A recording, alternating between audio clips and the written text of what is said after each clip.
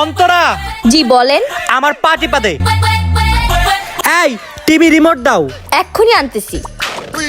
এই যে রিমোট। এই যাও আমার জন্য পানি নিয়ে আসো। এক্ষুনি আনতেছি। এই নেন আপনার পানি। আমার জন্য এখনই 1 কাপ চা বানাও আর আমার জামা কাপড় সব আয়রন করো, যাও। আচ্ছা ঠিক আছে। কি ভাবি, বিয়ের পর শুনছি মেয়েদের হুকুম চলে, এখানে তো পুরাই উল্টা। এখন থেকে ভাইয়ার হুকুম চলতেছে। তোমাকে দেখে কাজের বুয়া বানায় রাখছে। জামাইর গোলাম, জামাইর গোলাম, জামাইর গোলাম, জামাইর গোলাম, জামাইর গোলাম। যেভাবে হোক ওনাকে একটা উচিত শিক্ষা দিতেই হবে। ভাইয়া, ভাবি কেন ভূতে ধরছে, তাড়াতাড়ি আসো। চল চল চল। এই কি হয়েছে তোমার? এই কি হলো আপনার? তোমার এত বড় সাহস, তুমি আমাকে মারছো?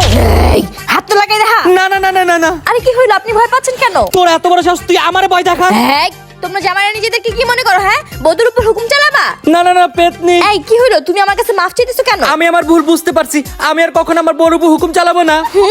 এবার হচ্ছে বউর উপর হুকুম চালানোর মজা।